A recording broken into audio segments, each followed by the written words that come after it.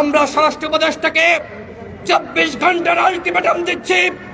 এই 24 ঘন্টার মধ্যে যারা ফারুকের উপর হামলা চালিয়েছে তাদেরকে গ্রেপ্তার না করা হলে এই স্বরাষ্ট্র উপদেষ্টাকে আমরা পদত্যাগ করতে বাধ্য করব। গতকাল এই শহীদ মিনারে গণ অধিকার পরিষদের সিনিয়র সহসভাপতি ফারুক হাসানের উপরে কিভাবে নির্মমভাবে হামলা চালানো হয়েছে আপনারা সকলে দেখেছেন।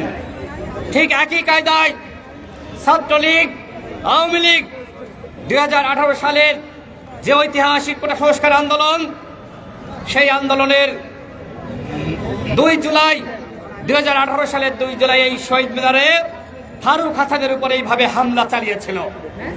আওয়ামী লীগের সময় হামলা চালিয়েছে। আমরা সেই সময় হয়তো ওইভাবে তাদেরকে প্রতিহত করতে পারি নাই, কারণ আওয়ামী লীগ একটি ভয়ের রাজ্য বাংলাদেশে তৈরি করেছিল।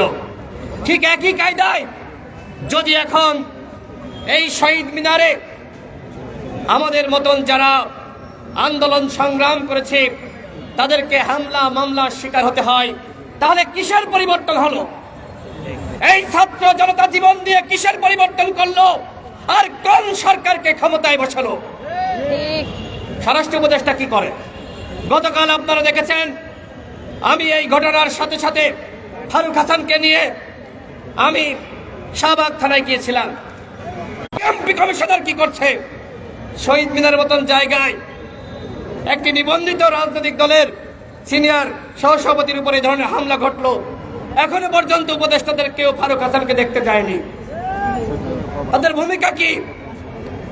যারা এই বিপ্লবে ভূমিকা রেখেছে, এই বিপ্লবীদেরকে এই সরকার রক্ষা করতে পারছে না।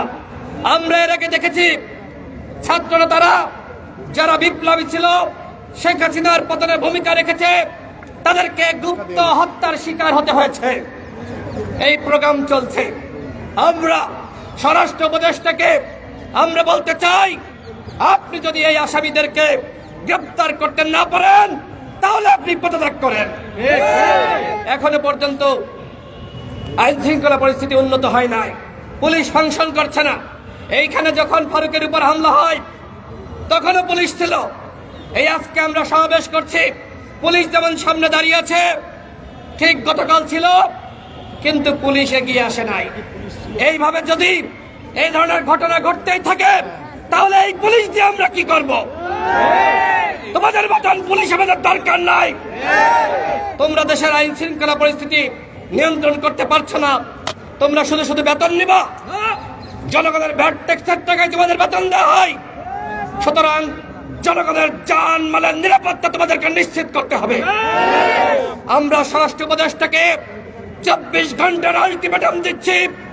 এই 24 ঘন্টার মধ্যে যারা ফারুকের উপর হামলা চালিয়েছে তাদেরকে গ্রেপ্তার না করা হলে এই স্বরাষ্ট্র উপদেষ্টাকে আমরা পদত্যাগ করতে বাধ্য করব। প্রয়োজনে এই সচিবালয় ঘেরাও করা হবে। যে সকল উপদেষ্টারা জনগণের পালস বুঝে জনগণের কল্যাণে কাজ করবে না, তাদের মতন উপদেষ্টার আমাদের প্রয়োজন নাই। আমরা দেখছি বন্ধুগণ, বিপ্লবের পরে এই মুহূর্তে যে সরকারটি রয়েছে, আমরা সকলেই দাবি করছি এই সরকার আমাদের সরকার। এই সরকারকে আমরা সহযোগিতা করছি।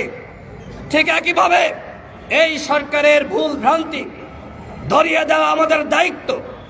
সরকারের সমালোচনা করা গণতান্ত্রিক রাষ্ট্রে বৈধ, অথচ কালকে কতিপয় সন্ত্রাসী শরীফ, সাইফুল, হিল্লোল এবং তনয় এই 4 জনের নেতৃত্বে হামলা হয়েছে।